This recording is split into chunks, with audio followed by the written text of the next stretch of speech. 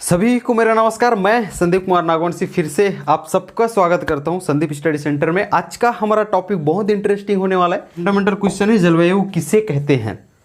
तो जलवायु हो गया, इसके साथ में तुलना आपको मौसम को भी करना है और इस साथ में आपको वो भी देख लेना है जो कि आपका ऋतु रहेगा। परफेक्ट, ऋतुओं के बारे में देखनी है, मौसम देख लेनी है और जलवायु इसमें एक बार डिफरेंट करेंगे तो आप कभी भूलेंगे नहीं। ये क्षणिक होता है, पल पल में बदलता है, क्षणिक होता है, ये दैनिक होता है। जो आपके आर्द्रता, परफेक्ट है, आर्द्रता, तापमान, वर्षा, इसकी दैनिक अवस्था को, ठीक है, इसकी दैनिक अवस्था को, क्षणिक अवस्था को मौसम कहते हैं। एक दिन में बदलता है, आपको पता है। सुबह मौसम अलग हो जाएगा, शाम में मौसम अलग हो जाएगा, ठीक है। दोपहर में कभी अलग दिखने को मिल सकता है, अगले दिन अलग देखने को मिल सकता है। आपको शाम में ही अलग दिखा रहेगा, अगले दिन सुबह अलग दिखने को मिल सकता है। तो जो दिन में बदले, जो दैनिक है, जो क्षणिक है, ठीक है, जो आपकी आर्द्रता, तापमान, वर्षा, ठीक है, वायुदाब भी इसमें काम करती है। इसके जो स्थिति है, जो दिन में दैनिक होती है, क्षणिक होती है, इस मौसम की दशा को, इसकी जो दशा को मौसम कहा जाता है। तो ऋतु क्या होंगी, ठीक है। अब यहाँ पे ऋतुओं पे बात हो सकती है आपकी, ठीक है। इसको क्या कहेंगे, तो जो दैनिक है तो ये आपकी आप बोल सकते हो माह में, कुछ माह में बदले, ठीक है, वो ऋतुएं हैं, ठीक है। और उसी प्रकार जलवायु देखेंगे, इसको जो कभी ना बदले भी बोल सकते हो। ऐसा भी नहीं है कि एकदम से ईयरली बोला जाता है, लेकिन बदलता नहीं है ईयर में। परफेक्ट है, ये दीर्घकालीन अवस्था है आपके आर्द्रता, तापमान, वर्षा, याद रखेंगे। तो आर्द्रता, तापमान, वर्षा की दैनिक अवस्था, क्षणिक अवस्था मौसम है। 3 माह में बदले, 3 या 4 माह में बदले, या फिर जो कुछ माह में बदले, वो आपके ऋतु कहलाएंगे। और फिर कुछ ठीक है ना, ये जो आप कभी ना बदले बोल सकते हो इसको, या फिर कुछ सालों में भी देख 30-40 साल या फिर 50 साल इसके लिए जनरली लिया जाता है। तो ये आपकी जलवायु होता है, ये दीर्घकालीन अवस्था ये बोल सकते हो।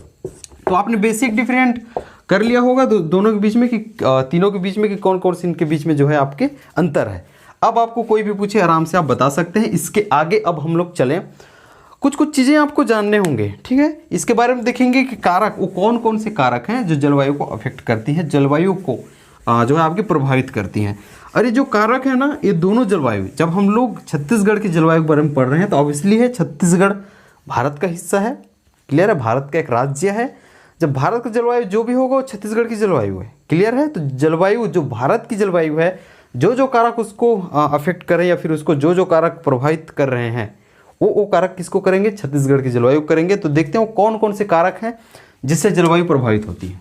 तो सबसे पहले आपका भूमध्य रेखा से दूरी, ठीक, भूमध्य रेखा से दूरी, इसको हम लोग देखेंगे, ठीक है, कैसे होता है। अब देखो, हमने कहा था कि बीच में जो लाइन है विषुवत रेखा है, ठीक है, ये आपका, चलो ठीक है, पृथ्वी है, तो बीच में आपके कौन सा है, विषुवत रेखा, इसे भूमध्य रेखा भी कहा जाता है, क्लियर है। ऊपर में आपको पता है कर्क रेखा, नीचे में आपका ट्रॉपिक ऑफ कैप्रिकॉर्न, जिसे हम क्या कह रहे हैं, मकर रेखा, ठीक है। तो आपको पता है ये दोनों के, सूर्य हम बोले तो सूर्य जो है ये दोनों के बीच ही घूमती है, दोनों के बीच रिफ्लेक्ट होती है, ठीक है। बोल सकते हो rays of a sun, rays of sun reflected between tropic of Cancer and tropic of Capricorn. तो आप देख सकते हो सूर्य की जो किरणें हैं, क्लियर, किरणें हैं, वो साल भर यहीं पे सीधी पड़ती है, क्लियर है। इस प्रकार ये क्षेत्र गर्म क्षेत्र हो जाता है, इसे उष्ण कहा जाता है, क्लियर। कौन कौन से, आपके जो कर्क रेखा और मकर रेखा के बीच का जो क्षेत्र है, तो ये बीच में इक्वेटर है आपका, ये जो आपको विषुवत रेखा है, तो विषुवत रेखा या फिर भूमध्य रेखा से दूर, जैसे कि इंडिया यहाँ पे है, ठीक है, इंडिया यहाँ, इसको मैं समझाऊंगा और समझाओ, थोड़ा समझ ले, भारत जो है यहाँ पे है, तो ये कितने दूर है, क्लियर है। तो जैसे जैसे अब यहाँ पे सूर्य है, सूर्य ऊपर जाती है, नीचे जाती है, ऊपर जाती है तो गर्मी बढ़ती जाती है, और इसके ऊपर का क्षेत्र कहाँ पे है, देखिए भारत क्षेत्र यहाँ पे है। तो इक्वेटर से ऊपर जितना रहेगा, ये इसके तापमान में कुछ ना कुछ तो कमी आएंगी, परफेक्ट है। तो इस प्रकार जो है भूमध्य रेखा से दूरी भी एक कारक है जो जलवायु को प्रभावित करती है। ऐसे हम लोग देखेंगे, तो नाम देखते जाएंगे सीधा आपको। उसी प्रकार समुद्र से दूरी, ठीक है, समुद्र से दूरी पहले लिख लेता हूँ मैं, उसके बाद छोटा छोटा इसको बताने की कोशिश करूँगा। समुद्र से दूरी हो जाएगा, ठीक है, समुद्री जलधारा हो जाएंगी, समुद्री जलधारा के बारे में बात की जाती है, ठीक है। हवाओं की, ठीक है, दिशा होता है यहाँ पे, हवाओं की दिशा है कि उच्चावच, प्रदेश की उच्चावच इसको अफेक्ट करती है, ठीक है। तो इसमें फॉरेस्ट भी आता है, वन भी है, ठीक है, फॉरेस्ट है। तो भूमध्य रेखा से दूरी है, समुद्र से दूरी, समुद्री जलधारा, हवाओं की दिशा, उच्चावच और फॉरेस्ट पे आप बात करेंगे। जो भी स्टेट है समुद्र से दूरी होंगी, समुद्र से जो भी स्टेट है वो दूर होंगे तो उसके परिवर्तन होता है, उसके टेम्परेचर में परिवर्तन होता है। तो इस प्रकार जलवायु इफेक्ट होती है। समुद्री जलधारा, ये आप इंडियन लेवल में बहुत अच्छे से पढ़ने वाले हैं। अल नीनो है, लाल नीनो प्रभाव है, गर्म धारा, ठीक है, ठंडी जलधारा, इसके बारे में बहुत अच्छे से पढ़ेंगे। तो ये भी कहीं ना कहीं काफ़ी हद तक ये जलवायु को प्रभावित करती हैं। क्लियर है। उसके बाद देखेंगे हवाओं की दिशा, ठीक है। उसके बाद देखेंगे उच्चावच है, जो उच्चावच में समझ सकते हो पर्वत, पठार है, इनकी आप बात कर सकते हो। इसमें देखेंगे जितना आप ऊंचे रहोगे और ठंडी बढ़ती जाती है, जैसे जैसे आप ऊपर की ओर जाते हैं वैसे वैसे ठंडी बढ़ती जाती है। आप बोल सकते हो तापमान में कमी आती है, ठीक है, ठंडी बढ़ती नहीं, तापमान में कमी आती है। आप जितने लेवल तक जाओगे उसमें फिर 1 डिग्री कम होगा, फिर उसके लेवल तक जाओगे। हम लोग इंडियन ज्योग्राफी में बहुत अच्छे से देखने वाले हैं। तो उच्चावच भी आपका प्रभावित करता है। फॉरेस्ट देखेंगे, ठीक है, आपको पता है जितने भी सघन वन रहेगा और जो मैदानी क्षेत्र है, दोनों के बीच में दोनों क्लाइमेट में चेंज होती है। हम आगे देख भी रहे हैं, छत्तीसगढ़ को 3 जलवायु जो आपके क्षेत्र में बांटा भी गया है। क्लियर। फॉरेस्ट हो गया। एक चीज़ यहाँ पे और देखेंगे जो कि आपकी समुद्र तल से ऊंचाई है, ठीक है, समुद्र तल से ऊंचाई है। आपको पता ही है अब ऊपर है, मतलब कुछ ना कुछ इसके टेम्परेचर में तो परिवर्तन आएगा ही। तो ये वो कारक हैं, ठीक है, जो जलवायु को अफेक्ट करती हैं, निर्धारित करती हैं, बोल सकते हो, उनको प्रभावित करती हैं। तो 2 चीज़ पे आपने बात कर ली है, जलवायु क्या है और उसमें आपने मौसम को भी देख लिया है, ऋतु के बारे में देख लिया है, और फिर आपने जलवायु तीनों में आपने अंतर भी कर लिया है, और आपने ये भी देख लिया है कि वो कौन कौन से कारक हैं जो जलवायु को जो है प्रभावित करते हैं। अब कुछ कुछ देखते हैं इसके बारे में। छत्तीसगढ़ में डायरेक्ट आएंगे तो फिर वहाँ पे टर्म जो आएगा वो समझना मुश्किल हो जाएगा। जैसे दक्षिण पश्चिम मानसून के बारे में हम वहाँ जिक्र कर सकते हैं, वहाँ एक चीज़ उष्णकटिबंधीय के बारे में कर सकते हैं, मानसून के बारे में आपके बारे में बात हो सकती है कि मानसूनी, ठीक है, मानसूनी प्रकार की है। तो हमने आपने देखा है कि छत्तीसगढ़ की जलवायु उष्णकटिबंधीय मानसूनी प्रकार की है। The climate of Chhattisgarh is of tropical monsoon type. Clear है। तो देखेंगे सबसे पहले आप छत्तीसगढ़ के संदर्भ में देखेंगे या फिर भारत के संदर्भ में सबसे पहले देखेंगे, क्योंकि भारत और छत्तीसगढ़ एक ही है, मतलब दोनों की जलवायु उष्णकटिबंधीय। क्लियर। मानसून ये लिखा रहता है, आपने सुना है, मानसून प्रकार की जलवायु है, ठीक। तो भारत की जलवायु ये 2 शब्द लिखा रहता है, उष्णकटिबंधीय और मानसून, यही मेजर है। क्लियर है। तो उष्णकटिबंधीय और मानसून प्रकार की जलवायु होती है भारत की जलवायु। अब ये कैसे होती है एक बार देखने की कोशिश करें, ठीक।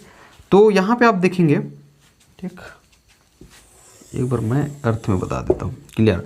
ये आपका कौन सा है, ये आपका विषुवत रेखा है। उसके बाद आपने देखा है 23.5 डिग्री उत्तरी अक्षांश, इसको हमने क्या नाम दिया है, इसको हमने दिया है कर्क रेखा। उसके बाद 23.5 डिग्री दक्षिणी अक्षांश, इसको हमने दिया है मकर रेखा। तो ये आपका मकर रेखा है, ये आपका कर्क रेखा है। क्लियर है। Tropic of Cancer, tropic of Capricorn. अब बीच का देखेंगे, ये आपका विषुवत रेखा है। यहाँ तक की चीज़ें क्लियर हुई। अब इंडिया की स्थिति आपको पता है, यहाँ से एक बार और भाग में बांटा जा सकता है। आपने देखा है कि ये विषुवत रेखा है, इसके ऊपर को उत्तरी गोलार्ध कहते हैं, पहले हमने बात करी है। नीचे को आपका दक्षिणी गोलार्ध कहते हैं। उसके बाद आपने अक्षांश रूप में यहाँ से और बांटोगे, एक लाइन ही मैं यहाँ पे खींच दूँ। क्लियर है, ठीक। यहाँ तक देखिए, यहाँ पे और बांटोगे एक लाइन। क्लियर। ये दोनों मेन लाइन मान लो अभी, ये दोनों, ये तो मैं अक्षांश खींच दिया था। क्लियर है। तो भारत जो है आपका, ठीक, अब बताओ भारत जो है कहाँ पे स्थित है, ठीक, यहाँ पे आपका भारत स्थित है, मान के चलो, ठीक, फिलहाल के ये आपका भारत रहेगा। क्लियर है। तो भारत की स्थिति क्या होगी, तो देखेंगे तो ये आपका उत्तरी गोलार्ध है। क्लियर। और इसके पूर्व में है, मतलब पूर्वी गोलार्ध में, तो उत्तर पूर्व में है, तो भारत उत्तरी पूर्व गोलार्ध में स्थित है। क्लियर है। तो ये रहा। तो यहाँ पे आप देखेंगे, यहाँ तक तो आपने समझ लिया है क्या हो रहा है, ठीक। अब मैं इसको आपको अच्छे से समझाने की कोशिश करूँ। ये आपका विषुवत रेखा है, ठीक, ये आपका विषुवत रेखा है। अब इसमें आपको पता है अक्षांशीय देशांतरी के बारे में हमने बात किया है। तो 23.5 डिग्री अक्षांश रेखा जाएगा, 23.5 डिग्री नीचे में अक्षांश रेखा जाएंगे। ये दोनों को अलग अलग नाम रहता है, इसके कुछ स्पेशल नाम है। इसको ट्रॉपिक ऑफ कैंसर कहते हैं, इसे ट्रॉपिक ऑफ कैप्रिकॉर्न कहते हैं। क्लियर। अब मैं इस पहले आप याद रखो, पहले ही मैंने बताया है कि सूर्य की जो है, ठीक है, सूर्य की किरणें जो है, लंबवत किरणें जो vertical rays of sun, clear, reflected between tropic of Cancer and tropic of Capricorn, ये दोनों के बीच ही ये साल भर जो है सीधी पड़ती है। ठीक है। तो ये यहाँ सबसे पहले यहाँ जाती है, यहाँ के बाद फिर वापस आती है, उसके बाद फिर नीचे आती है। क्लियर, ऐसी पड़ती है। तो ये जो है साल भर इसमें गर्म रहता है, गर्म जो है आपका क्षेत्र रहता है, बहुत हॉटेस्ट है। तो इसको क्या बोला गया है, उष्णकटिबंधी। तो इसे उष्ण बोला जाता है, उष्णकटिबंधी। परफेक्ट है। तो भारत आपको पता है यहाँ पे स्थित है, क्लियर, ये भारत है। तो बताओ भारत की स्थिति कौन से क्षेत्र में है, उष्णकटिबंधी में है। लेकिन भारत का वो हिस्सा जो कर्क रेखा के ऊपर है, कर्क रेखा भारत को बीचों बीच से काटती है, क्लियर है। कर्क रेखा जो आपकी रहेगी वो भारत को बीचों बीच से काटेगी। यहाँ पे आप देखने की कोशिश करें, ठीक है। आपको पता है कर्क रेखा बीचों बीच से काटती है भारत को, लेकिन भारत का जो ऊपर वाला हिस्सा उसका क्या, क्लियर, तो वो तो अलग हो गया। तो उष्णकटिबंधी कहने का मतलब आपको तो समझ में आ गया कि नीचे वाला क्षेत्र जो है भारत के कर्क रेखा, ये आपका कर्क रेखा है। तो कर्क रेखा के नीचे भारत यहाँ पे स्थित है, इसलिए हम लोग उष्णकटिबंधी बोल रहे हैं। लेकिन इसके ऊपर को, ठीक है, इसको तो नहीं बोल सकते, उधर टेम्परेट जोन आ जाता है फिर, क्लियर। अभी मानसून को छोड़ दे रहा हूँ, उष्णकटिबंधी देखो। तो भारत आपको पता है, भारत के जब ठीक है, यहाँ पे जो है आपके हिमालय स्थित है, क्लियर है, हिमालय फिलहाल देखेंगे, ठीक है। तो भारत के उत्तर में जो है हिमालय मुकुट के समान विराजमान है। वहाँ पे देखेंगे उसकी उत्तरी जो श्रेणियाँ हैं, एग्जैक्टली आपको बोला जाए तो जो काराकोरम वाला श्रेणी है, उसके बाद इधर का भी है, ठीक है। तो ये ऊपर वाला जो श्रेणी है ये उत्तर से आने वाली ठंडी हवाओं को रोक देती है, क्लियर है। उत्तर से आने वाली जो कि उत्तरी ध्रुव से आती है, ठीक है, उस जो है ठंडी हवाओं को रोक देती है। यही कारण है कि ये क्षेत्र भी गर्म हो जाता है, ठंड नहीं हो पाता है, तो इसलिए भी ये उष्ण बना देती है। तो उष्णकटिबंधी हम तो कह रहे हैं यहाँ तक उष्ण है, लेकिन यहाँ पे आपका हिमालय है। अब उत्तरी ध्रुव से हवा चल रही है, ठीक है, जो कि साइबेरिया और चीन से होते हुए, स्थल से होते हुए यहाँ पे आती है, इंडिया में आती है। तो ये जब आती हैं तो इसको जो है भारत में आने से, ये आपका हिमालय, ये भारत में आने से हिमालय रोक दे रही है। चूँकि वो ठंडी हवा है, वो यहाँ पे आ ही नहीं पा रही है, भारत में आने ही नहीं दे रही है, तो ये क्षेत्र भी गर्म हो जाता है। यही कारण है कि इसे भी हम लोग उष्ण कहते हैं। और यही कारण है कि सिर्फ एक शब्द यूज़ होता है, इसके बारे में और चीज़ है, लेकिन उष्णकटिबंधी देखेंगे ये जो यूज़ क्यों हो रहा है, इसलिए उष्णकटिबंधी यूज़ होता है। अब मानसून का क्या, मानसून भी यूज़ हो रहा है, थोड़ा सा समझे तो ये चीज़ आसानी होंगी, आपको भी आसानी होंगी। और हालांकि हमें छत्तीसगढ़ में आना है, ये थोड़ा सा आप समझेंगे, इसको हम लोग इंडियन ज्योग्राफी में बहुत अच्छे से देखेंगे। इंडियन ज्योग्राफी जब आपको पढ़ाऊँगा तो वहाँ पर पूरा कॉन्सेप्ट ही बहुत अच्छे से कॉन्सेप्ट में समझाने वाला हूँ। तो यहाँ पे और देखेंगे आप मानसून का क्या, उष्णकटिबंधी क्यों लिखा जाता है, ये आपको समझ में आ गया है। मानसून देखेंगे, ठीक है। दो मानसूनी हवाएं देखेंगे, दो प्रकार की होती हैं। सबसे पहले इसको मैं मिटा दूं, क्लियर। मानसूनी हवाएं दो प्रकार की होती हैं। एक अभी मैंने कहा है ठंडी हवाओं को जो रोकने वाली चीज़ है, ठीक है। तो ये मैंने इंडिया का मैप बनाया है, यहाँ पे हम लोग देखने की कोशिश करेंगे। मानसून जो है दो प्रकार की होती है, जैसे कि मैंने कहा है दो प्रकार की मानसून होती है, एक उत्तर पूर्वी मानसून और एक हो जाता है आपका दक्षिण पश्चिम मानसून। इसको आप याद रखेंगे, क्लियर है। तो देखेंगे जो आपका उत्तर पूर्वी मानसून है, ये जो है मैंने अभी कहा है यहाँ से घुसती है भारत में, ठीक है। अभी घुस नहीं रही है, देखेंगे यहाँ से आती है, जो कि साइबेरिया और चीन से होते हुए आ रही, स्थल से होते हुए आती है। ये आपका उत्तर पूर्वी मानसून है, दिशा के हिसाब से आप देख रहे हो। दक्षिण पर हम लोग इंडिया लेवल में बहुत अच्छे से और देखने वाले हैं, तो उसके लिए आप निश्चिंत रहेंगे। फिलहाल हमें छत्तीसगढ़ पढ़ना है, फिर भी मैं इसको एक्स्ट्रा तौर पर आपको पढ़ा रहा हूँ। दक्षिण पश्चिम मानसून यहाँ से आएंगे, ये दक्षिण पश्चिम एरिया है, ठीक है, इसलिए इसे दक्षिण पश्चिम मानसून कहेंगे। और इसका और भी कॉन्सेप्ट है। तो देखेंगे ये आपका उत्तर पूर्व मानसून है, ये आपका दक्षिण पश्चिम मानसून है। यहाँ तक क्लियर हुई। तो दो ही मानसून की बात हमने बात करी है, लेकिन यहाँ पे आपका हिमालय, क्लियर है, यहाँ पे आपका हिमालय है। तो ये हिमालय के चलते जो है, ठीक है, ये आपको पूरा हिमालय वाला क्षेत्र है। तो हिमालय के चलते जो है उत्तर पूर्वी मानसून भारत में प्रवेश नहीं कर पाती है। यहाँ तक क्लियर है। फिर भी भारत की हम लोग बात करें तो इसकी एक शाखा अब यहाँ से आ रही है, इसकी एक शाखा आके यहाँ पे टकरा जाती है। ये शीत ऋतु में आती है और ये ग्रीष्म ऋतु वाली है। परफेक्ट है। तो ये आपके शीत ऋतु में आएंगी, तो ये जो है आपका शीत ऋतु में चलती है। ये जो है आके यहाँ से तो अंदर नहीं हो रही है, लेकिन इधर से आके जब आती है तो आते आते यहाँ पे तमिलनाडु में कोरोमंडल तट आपने सुना होगा, वहाँ जाके टकराती है और यहीं पे वर्षा होती है बस यहाँ से, ठीक है, जो कि उत्तर पूर्व मानसून है। लेकिन मानसून के दक्षिण पश्चिम शाखा देखेंगे तो यहीं से मुख्य रूप से वर्षा होती है भारत में और आपके छत्तीसगढ़ में भी। अरब सागर से जा रही है, आपको पता है इधर अरब सागर है, बंगाल की खाड़ी है, नीचे हिंद महासागर है। लेकिन इसी की शाखा एक ऐसे होके जाती है, ठीक है, एक शाखा कुछ ऐसे जाती है। ये शाखा जाके छत्तीसगढ़ में बारिश कराती है। परफेक्ट। इस शाखा से होती है तो दक्षिण पश्चिम मानसून की बंगाल की खाड़ी की शाखा से छत्तीसगढ़ में वर्षा होती है। अब पश्चिमी विक्षोभ की ये कॉन्सेप्ट आपने समझ लिया। मैं जल्दी करता हूँ क्योंकि हमें इंडियन ज्योग्राफी इसको अच्छे से देखना है। फिलहाल हमें छत्तीसगढ़ जो है जलवायु भी स्टार्ट करनी है, क्लियर है। उससे पहले मैं कुछ समझा रहा हूँ। भूमध्य सागर से बहुत दूर है, भूमध्य सागर से जब आती है, आपने सुना होगा एक पश्चिम विक्षोभ, क्लियर है। आपने क्या सुना है? पश्चिम विक्षोभ, जिसे आप बोलते हो वेस्टर्न डिस्टर्बेंस, क्लियर है इसके बारे में। तो इसे पश्चिमी गर्त भी कहा जाता है। इससे भी कुछ मात्रा छत्तीसगढ़ में बारिश होती है, इसको आप याद रखेंगे, जो कि पश्चिमी गर्त से है। ये आगे टर्म यूज होगा, क्लियर है, इसलिए मैं शुरू में इसको बता दिया। अब स्टार्ट करते हैं हम लोग छत्तीसगढ़ की जलवायु, क्लियर।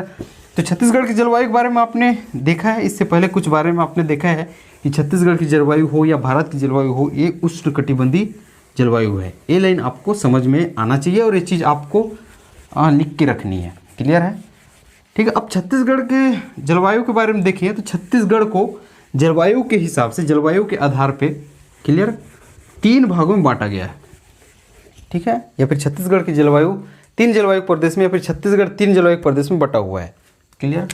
तो पहला आपका रहेगा उत्तरी छत्तीसगढ़, दूसरा मध्य छत्तीसगढ़ और तीसरा आपका दक्षिणी छत्तीसगढ़, ठीक है। तो आप देखेंगे छत्तीसगढ़ की जलवायु जो है 3 हिस्सों में बटा हुआ है। यहाँ पे एक बार बनाने की कोशिश करें, ऐसी रफ डायग्राम से हम लोग बनाने की कोशिश को करें, क्लियर है। देखेंगे ये फॉर एग्जाम्पल के लिए छत्तीसगढ़ है।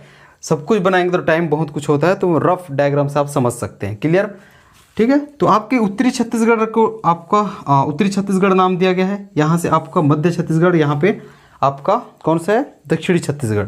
इसी प्रकार बांटा गया है। तो the climate of Chhattisgarh is divided into 3 parts. इसको आपको जानना होगा। पहला आपका उत्तरी छत्तीसगढ़, ठीक है, ये जलवायुविक क्षेत्र है। 3 जलवायु क्षेत्र में छत्तीसगढ़ को बांटा है। जलवायु के अंतर्गत 3 जलवायु क्षेत्र में बांटा गया है। तो ये आपका उत्तरी छत्तीसगढ़ हो जाएगा, ठीक है, पहला हो जाएगा। और दूसरा आपका मध्य छत्तीसगढ़ है, ठीक है। तीसरा की आप बात करोगे तो दक्षिणी छत्तीसगढ़ के बारे में है। तो इस प्रकार से 3 जलवायु क्षेत्र में छत्तीसगढ़ को बांटा गया है। यहाँ तक क्लियर है। अब एक एक करके हमें देखना होगा। इसके बारे में देखेंगे। सबसे पहले आपका उत्तरी छत्तीसगढ़ है, क्लियर है। इसके बारे में देखेंगे तो इसके अंतर्गत जो है, यहाँ पे आप देख पा रहे हो सरगुजा संभाग के सभी जिले इसके अंतर्गत आ रही हैं। और उसके बाद मध्य छत्तीसगढ़ देख पा रहे हो, क्लियर है।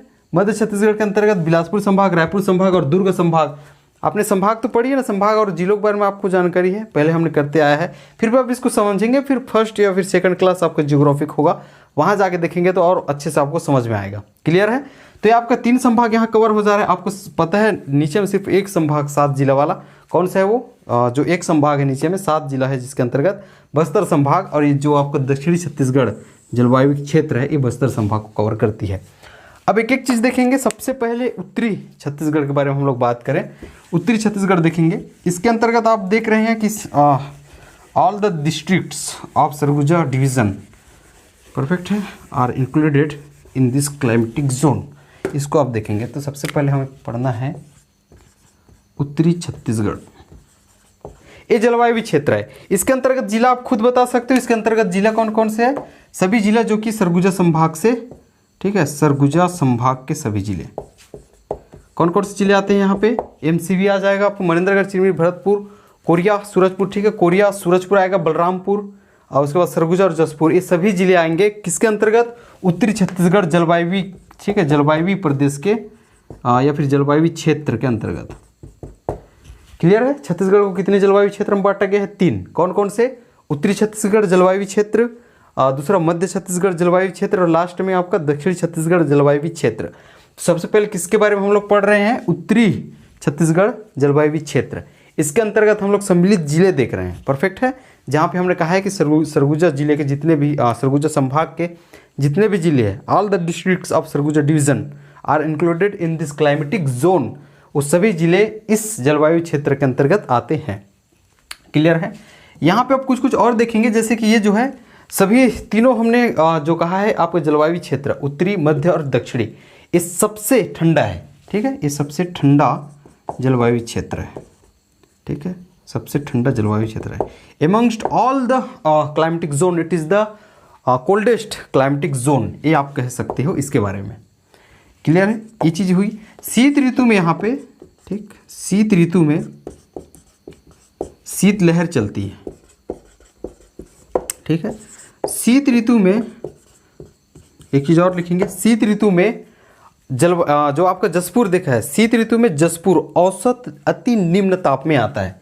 कौन सा कहा मैं, शीत ऋतु में कौन आता है, जसपुर औसत अति निम्न ताप में आता है,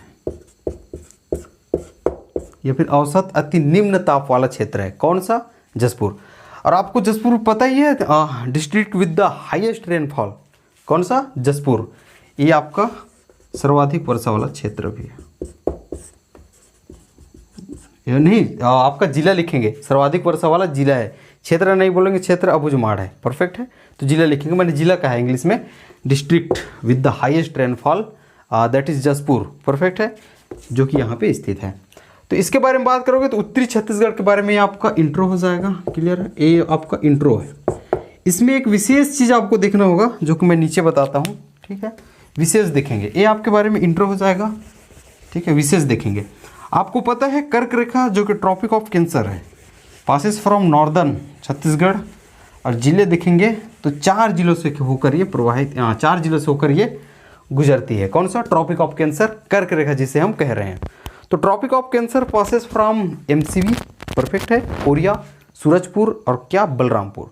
ये 4 जिलों से होकर गुजरती है। और maximum extension of tropic of Cancer is found at, या फिर is found in Balrampur district. ये आपको पता है, हमने पहले पढ़ा है कि जो आपका ट्रॉपिक ऑफ कैंसर है, ये 4 जिलों से होकर गुजरती है। यहाँ तक के लिख लिया होगा आपने, जो कि आपकी इंट्रो पर थी। क्लियर है, तो यहाँ पे हम लोग बनाने की कोशिश करें। ये आपको मनेंद्रगढ़ चिरमिरी भरतपुर हो जाएगा, कोरिया हो जाएगा, सूरजपुर हो जाएगा, ये आपका बलरामपुर हो जाएगा, ये आपका सरगुजा और जसपुर। तो यहाँ से आपकी गुजर रही है ट्रॉपिक ऑफ कैंसर, 4 जिलों से होकर गुजर रही है। क्लियर है। अब बताओ मुझे, इससे पहले मैंने आपको बताया था कि ये आपका विषुवत रेखा है, ये आपका कर्क रेखा, ये आपको मकर रेखा। ठीक है, जल्दी से ले कर रहा हूँ क्योंकि हमने इसके बारे में बात करी है।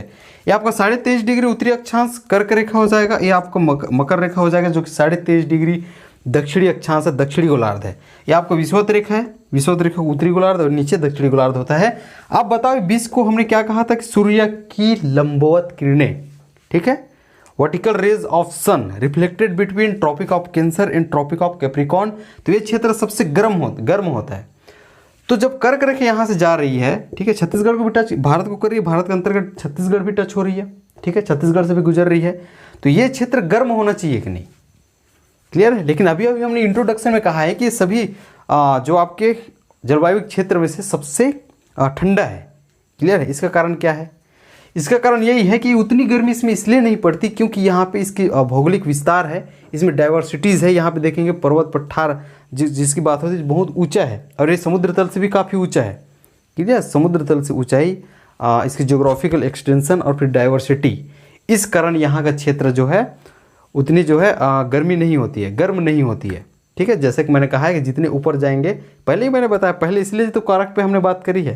ठीक है, तो जितनी दूर होगी समुद्र तल से दूर होगी, जितने उसमें डाइवर्सिटीज़ होंगे, वन होंगे, डेंस फॉरेस्ट वहाँ पे होती है। और आपको पता है वो जो है सराउंडेड होते हैं किस से, पर्वत पठार से सराउंडेड होता है, ऊपर होता है, तो उसमें ऑब्वियसली जो है गर्मी कम होगी, गर्म कम होगा। ठीक है, तो यही कारण है। तो चूंकि कर्क रेखा, विशेष पॉइंट आपका कर्क रेखा रहेगा। ठीक है, कर्क रेखा छत्तीसगढ़ के, ठीक है, छत्तीसगढ़ के 4 जिलों से होकर गुजरती है, मनेंद्रगढ़, चिरमिरी, भरतपुर, कोरिया, सूरजपुर और बलरामपुर। लेकिन भौगोलिक विस्तार, ठीक है, भौगोलिक विस्तार, और क्या बोल सकते हो इसमें, भौगोलिक विस्तार हो जाएगा और एक हो जाएगा आपका विविधता। ठीक है, विविधता है, समुद्र तल से ऊंचाई है, इस कारण यहाँ पे उतनी गर्मी नहीं पड़ती है, यहाँ क्षेत्र उतना गर्म नहीं होता है। क्लियर है। तो एक चीज पे आपने बात कर ली है, उत्तरी छत्तीसगढ़, ठीक है, जलवायु क्षेत्र के बारे में। ठीक है, अब इस मोस्ट इंपॉर्टेंट आ जाता है। अब हम पढ़ेंगे मध्य छत्तीसगढ़ जलवायु क्षेत्र। तो ये आपका हो गया है, मिटाऊंगा नहीं ताकि आपको समझने में आसानी हो। ये आपका हो जाएगा अब मध्य छत्तीसगढ़ जलवायु क्षेत्र। इसके बारे में देखते हैं इसमें क्या है। जैसा कि हमने कहा है कि सभी जलवायु क्षेत्र में से जो 3 है, ये तीनों जलवायु क्षेत्र में से जो उत्तरी छत्तीसगढ़ जलवायु क्षेत्र है ये सबसे ठंडा जलवायु क्षेत्र है। उसी प्रकार मध्य छत्तीसगढ़ के बारे में देखेंगे तो ये तीनों जलवायु क्षेत्र में सबसे गर्म जलवायु क्षेत्र है। ठीक है, सबसे गर्म जलवायु क्षेत्र है। यहाँ तक कोई दिक्कत? यहाँ पे इंक्लूडेड डिस्ट्रिक्ट हम बात करें कि कौन कौन से जिले शामिल होते हैं, तो सबसे पहले संभाग को पकड़ लो। यहाँ से आपको पता है बिलासपुर संभाग है, ये आपका रायपुर संभाग, ये आपका दुर्ग संभाग। यहाँ तक की चीज़ें क्लियर हुई। जहाँ पे आपने देखा होगा यहाँ पे आपका, ठीक है, यहाँ से जाके एक आपको मुंगेली बन जाएगी। और आपने देखा है कि जितने भी जिले वाले में जाके देखेंगे यहाँ पे अनावश्यक आपके जो है समय व्यतीत हो जाएगा। उससे अच्छा है कि आप मैपिंग वाले में जाके देखेंगे, इतनी आपको पता तो होगा। क्लियर है? तो यहाँ पे आपका मुंगेली आ जाएगा, बिलासपुर आता है, जीपीएम आता है, कोरबा, जांजगीर चांपा, शक्ति, रायगढ़, सारंगगढ़, भिलाईगढ़ की बात करेंगे। वहीं पे रायपुर में आपने देखा है कि बलौदा बाजार हो जाएगा, रायपुर धमतरी यहाँ पे है, गरियाबंद और महासमुंद की आपने बात करनी है। कवर्धा, राजनांदगांव, खैरागढ़, छुईगतन, गंडई, मोहला, मानपुर, अंबागढ़, चौकी, राजनांदगांव वाला चीज़ हो जाता है। फिर आपका बेमेतरा, जितने भी यहाँ पे जिले सब आप देख सकते हैं, ये सभी जिले किसके अंतर्गत आएंगे? मध्य छत्तीसगढ़ जलवायु क्षेत्र के अंतर्गत आएंगे। All the districts of Raipur, Bilaspur and Durg divisions are included in this climatic zone. इसको आप याद रखेंगे, इसके बीच में ये सब कुछ आ रही है। ठीक, तो ये सबसे गर्म है, हमने कहा amongst all the climatic zone it is the बोल सकते हो हॉटेस्ट क्लाइमेटिक जोन। परफेक्ट है। और हमने कहा है कि सभी जिले इसके अंतर्गत आ रही है। कौन कौन से? बिलासपुर, रायपुर और फिर आपको दुर्ग, इस संभाग के लगभग सभी जिले इसके अंतर्गत आती है। इसके अलावा देखेंगे तो चांपा, ठीक है, चांपा जो आपके छत्तीसगढ़ का, ठीक है, चांपा छत्तीसगढ़ का कौन सा है? हॉटेस्ट प्लेस है। Champa is the hottest place of Chhattisgarh. एक चीज़ और देखेंगे, हमने इससे पहले उत्तरी छत्तीसगढ़ जलवायु प्रदेश की बात करी है, जहाँ पे हमने कहा है कि ठंडा होता है। वहाँ पे देखिए कि मैनपाट स्थित है वहाँ पे, ठीक है, मैनपाट। और फिर आपको जसपुर में जो है आपके निम्न ताप वाला क्षेत्र हो जाता है वो चीज़। और मैनपाट जिसे क्या बोलते हैं? छत्तीसगढ़ शिमला, ठीक है, the Shimla of Chhattisgarh, that is Mainpat, ठीक है, इज लोकेटेड बोल सकते in that climatic zone. Perfect है। तो उस क्लाइमेटिक जोन में जो है, जो कि उत्तरी छत्तीसगढ़ का जो जलवायु आपका हो जाएगा, क्षेत्र हो जाएगा, वहाँ पे मैनपाट स्थित है। सरगुजा, क्योंकि उसके अंतर्गत सरगुजा आ रही है। सरगुजा में कौन सा है? मैनपाट है। आपको मैंने पहले भी पढ़ा है इसके बारे में। तो मैनपाट जो है उस क्लाइमेटिक जोन में स्थित है, इसको आप देख लेंगे। ठीक, तो चांपा देखेंगे, छत्तीसगढ़ का हॉटेस्ट प्लेस है, ठीक है, जांजगीर चांपा। तो गर्म, मैंने कहा है कि तीनों में से, ये तीनों जो हमने क्लाइमेटिक जोन में बांटा है, परफेक्ट है, उनमें से जो है आपका ये सबसे गर्म है। चांपा सबसे हॉटेस्ट प्लेस है छत्तीसगढ़ का। एक चीज़ और यहाँ पे याद रखेंगे, रायगढ़ और जांजगीर चांपा, क्लियर है, ये दोनों जो है अधिकतम तापमान जो है अंकित किया गया है। ठीक है, the highest temperature has been बोल सकते हो recorded in Janjgir Champa and Raigarh. Clear, तो यहाँ पे आप लिख सकते हो जांजगीर चांपा और फिर रायगढ़। ठीक है, जांजगीर चांपा और रायगढ़, इसमें जो है आपको बोल सकते हो अधिक तापमान अंकित किया गया है। और चांपा तो हॉटेस्ट प्लेस है। और ये सबसे कम वर्षा वाला भी क्षेत्र है। ठीक है, सबसे कम वर्षा वाला क्षेत्र है जो आपको मध्य छत्तीसगढ़ है। आप जान ही सकते हो यहाँ बहुत गर्म है, तो यहाँ पे ऑब्वियसली वर्षा कम होगी। क्लियर है। तो छत्तीसगढ़ का जो मध्य छत्तीसगढ़ जलवायु क्षेत्र है, तीनों जलवायु क्षेत्र में से, ठीक है, तीनों जलवायु क्षेत्र में से कम वर्षा वाला जलवायु क्षेत्र है। और आपको पता है कौन सा? कवर्धा। ठीक है, कवर्धा जो कि district with lowest rainfall, that is Kawardha, is located in this climatic reason. तो आपको पता है कवर्धा, ठीक है, कवर्धा जो कि सबसे कम वर्षा वाला जिला है। क्षेत्र नहीं बोला है ना, जिला का है, सबसे कम, ठीक है, वर्षा वाला जिला कवर्धा यहाँ पे स्थित है। इतनी चीज़ें बात करेंगे तो इसके बारे में सिर्फ और सिर्फ इंट्रो हो जाएगा और कुछ कुछ विशेषताएं हो जाएंगी। दोनों लेके आप बना सकते हो इसके बारे में। आपके वनडे एग्जाम के लिए भी काफ़ी हेल्प करेंगे और मेंस में भी आप आराम से आंसर राइटिंग कर सकते हैं। इसके आगे हम लोग चलें तो इसके बारे में विशेष चीज़ एक है जो कि वृष्टि छाया प्रदेश, और ये समझने वाली चीज़ है। आपको मैं इसको समझाने की कोशिश करता हूँ। ठीक, आपने सुना भी होगा रेन शेडो एरिया, जिसे हम लोग वृष्टि छाया, ठीक है, प्रदेश कह रहे हैं। कवर्धा, जैसे अभी मैंने आपको कहा है कि कवर्धा सबसे कम वर्षा वाला जिला है। इसका कारण यही है कि Kawardha comes under the rain shadow area. Clear है। वो किसके अंतर्गत आता है? रेन शेडो एरिया के अंतर्गत आता है, जिसे हम लोग क्या कह रहे हैं? वृष्टि छाया। वृष्टि छाया क्या है? तो आपने देखा होगा कि मानसून, ठीक है, मानसून हवाएं जब आती हैं तो जो अपनी ढेर सारी वहाँ पे नमी पकड़ के आती हैं, वो नमी जो है उस क्षेत्र में जो जैसे यहाँ पे कवर्धा और इसके आसपास क्षेत्र वृष्टि छाया हो जाता है, तो इस पर्टिकुलर क्षेत्र में नहीं पहुँच पाती हैं। इससे पहले कुछ अवरोध आ जाता है, ऐसे समझिए इसको। ठीक है, एकदम डायरेक्ट ना बोलेंगे कि कम जहाँ पे वर्षा हो रही है वो वृष्टि छाया क्षेत्र के अंतर्गत आता है, ऐसे ही बताया जाता है। लेकिन आप ये समझिए कि जब मानसून हवा चल के आ रही है तो अपने साथ ढेर सारी जो है नमी लेके आ रही है, ठीक है। अब वो नमी को पर्टिकुलर जगह में पहुंच नहीं पा रही है, यहाँ पे जाके बादल बन के वो गिर नहीं पा रहा है, वर्षा नहीं हो पा रहा है। इसका कारण यह है कि इसके पहले अवरोध है, ठीक है, रोक रहा है। और वो कौन है? मैकल श्रेणी। आपको पता है हमने छत्तीसगढ़ जब पढ़ा है तो यहाँ पे आपका मैकल रेंज है, क्लियर है, यहाँ पे आपको मैकल रेंज है। तो जब ठंडी हवा आ रही है दक्षिण पश्चिम, ठीक है, दक्षिण पश्चिम ये मानसून हवा जब जा रही है, आपको मैंने भारत में समझाया है कि किस टाइप से जाती है, क्लियर है। तो कुछ इधर से जाती है और कुछ इधर से जाती है। अब इधर से जाती है वो ज़्यादा छत्तीसगढ़ में वर्षा गिराती हैं, क्लियर है। तो इधर से भी जा रही हैं, तो इधर से जब जाती हैं, क्लियर है, जब दक्षिण पश्चिम हवा जा रही है तो ये आपका कवर्धा है, यहाँ जाने से, इसके आसपास में क्षेत्र में जाने से मैकल रेंज जो है एक अवरोध के रूप में कार्य करते हैं, एक अवरोध उत्पन्न कर देती है। Maikal range acts like a barrier in the path of आप बोलते हो साउथ वेस्ट मानसून, क्लियर है। इसके बारे में आप देख सकते हो।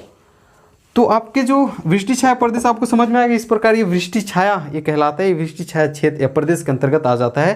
तो हमारे यहाँ कवर्धा ये वृष्टि छाया जिला है, क्लियर है, वृष्टि छाया प्रदेश के अंतर्गत आता है, इसलिए यहाँ सबसे कम वर्षा वाला जिला है, क्लियर, अभी मैंने बताया था। तो ये रहा इसके बारे में। तो वृष्टि छाया के बारे में जिक्र करेंगे विशेष पॉइंट डाल के, मध्य छत्तीसगढ़ जलवायु क्षेत्र के अंतर्गत, जहाँ पे आप बोलेंगे कि मैकल, ठीक है, मैकल श्रेणी, ठीक है, मैकल श्रेणी ये जो है दक्षिण पश्चिम हवा की रास्ते बाधा बन जाती है, अवरोध उत्पन्न करती है। यही कारण है कि कवर्धा जो है आपके रेन शेडो एरिया में आ जाता है, उसको बोल सकते हो वृष्टि छाया प्रदेश के अंतर्गत आ जाता है, ठीक है। तो Maikal range acts like a barrier in the path of south west monsoon, इसको आप बोलेंगे। तो ये चीज़ आपका हो जाएगा। तो आपका आपने दो चीज़ों पे बात करी, हमने आप इसको हमेशा याद रखेंगे। हमने सबसे पहले कहा है कि उत्तरी, ठीक है, उत्तरी छत्तीसगढ़ जलवायु प्रदेश, ये पहला हो जाएगा। दूसरा हमने कहा है मध्य छत्तीसगढ़, ठीक है, मध्य छत्तीसगढ़ जलवायु प्रदेश। और तीसरा हमने बात करनी है जो कि आपका उत्तरी छत्तीसगढ़ जलवायु प्रदेश के बारे में हमने बात करनी है। इसके बाद जो वर्गीकरण खत्म होगा फिर हम ऋतुओं पे चलेंगे, क्लियर। तो अब हम देखते हैं जो आपका दक्षिणी छत्तीसगढ़ के बारे में रहेगा। दक्षिणी छत्तीसगढ़ जलवायु प्रदेश के बारे में देखेंगे। जैसा कि आपको पता है उत्तरी छत्तीसगढ़ जलवायु प्रदेश को मैंने कहा है कि वो सबसे ठंडा है, ठीक है, तीनों में से ठंडा जलवायु प्रदेश है। और हमने मध्य को क्या कहा है? तीनों में से गर्म जलवायु प्रदेश है। तो ये नीचे वाला भी याद रखेंगे, कौन सा? दक्षिणी जलवायु प्रदेश, ठीक है। तो अब हमें पढ़ना है दक्षिणी छत्तीसगढ़, लिख लो छत्तीसगढ़ जलवायविक प्रदेश या फिर जलवायवी क्षेत्र बोला जाता है। यार मैं बार बार प्रदेश बोला हूँ, क्षेत्र बोलेंगे उसको, क्लियर है, क्षेत्र। तो दक्षिणी छत्तीसगढ़ जलवायवी क्षेत्र, ठीक है। अब हमें नीचे बात करें जो कि तीसरे नंबर का है, ये जो है आपका मॉडरेट क्लाइमेट को दर्शाता है, परफेक्ट। ये मॉडरेट क्लाइमेट का एरिया है, इसको बोल सकते हो आप सम जलवायु वाला क्षेत्र है, ठीक, सम जलवायु वाला क्षेत्र है। इसका मतलब क्या? ना तो यहाँ ज़्यादा गर्मी पड़ती है और ना ही ज़्यादा यहाँ पे ठंडी पड़ती है, क्योंकि कौन है? मॉडरेट क्लाइमेट को ये दर्शा रही है, सम जलवायु वाला ये क्षेत्र है, क्लियर है। पहला चीज़ हो गया। अब इसके अंतर्गत आपको सम्मिलित जिले देख लेनी है कि कौन कौन से जिले। तो ऑल द डिस्ट्रिक्ट्स ऑफ बोल सकते हो Bastar division are included in this climatic zone. तो ये आपको बस्तर संभाग पूरा लिख लो, यहाँ पे बस्तर संभाग के सभी जिले, कितने जिले हो जाएंगे? 7 जिले, क्लियर है। तो यहाँ पे देखेंगे, तीसरे नंबर पे देखेंगे, यहाँ पे सबसे इंपॉर्टेंट चीज़ है कि ये क्षेत्र जो है आपको पता है वनों से घिरा हुआ है, वनों से आच्छादित है, ये बोल सकते हो। और दूसरी चीज़ है पर्वत पठार, जो आपके पर्वत पठार है इससे घिरा हुआ है, क्लियर है। It is covered with dense forest, ठीक है, मतलब सघन वनों से घिरा हुआ है। एंड सराउंडेड विद रिलीफ्स, इसको बोल सकते उच्च भूमियों से जो है घिरा हुआ है, क्लियर है। सराउंडेड विद रिलीफ्स, उसको बोल सकते हो आप उच्च भूमियों से घिरा हुआ है। और आप देख सकते हो कि यहाँ पे वर्षा अधिक दर्ज भी की गई है, परफेक्ट है। जो आपके दक्षिणी छत्तीसगढ़ है आपका, जिसे हम कह रहे हैं बस्तर संभाग, इसके अंतर्गत जो ये जलवायु क्षेत्र है दक्षिणी छत्तीसगढ़ जलवायु क्षेत्र, यहाँ पे अधिक वर्षा भी, ठीक है, अधिक वर्षा अभी दर्ज की गई। उसका कारण भी ये है, कौन सा है? It is covered with dense forest and it is surrounded with reliefs, Uplands बोल सकते हो, उसको हाईलैंड्स भी बोल सकते हो। क्लियर है? तो इसलिए यहाँ पे अधिक वर्षा भी दर्ज की गई है। और आपने देखा है region with the highest rainfall that is Abujhmarh is located in this climatic zone and tehsil with highest rainfall that is Bhanu Pratappur, ठीक है, is also located in this climate region. आप बोल सकते हो, आपने कहा है कि अभी अबुझमाड़ नारायणपुर का क्षेत्र है और नारायणपुर इसके अंतर्गत आ रहा है। अबुझमाड़ क्या है? सबसे अधिक वर्षा वाला क्षेत्र है। कौन सा? अबुझमाड़। क्षेत्र मैंने कहा है, जिला नहीं कहा है, जिला आपका जसपुर है। सर्वाधिक वर्षा वाला जिला बोले तो जसपुर है, सर्वाधिक वर्षा वाला क्षेत्र कहे तो अबुझमाड़ है, और तहसील भी पूछ सकता है तो सर्वाधिक वर्षा वाला तहसील बोले तो भानु प्रतापपुर है।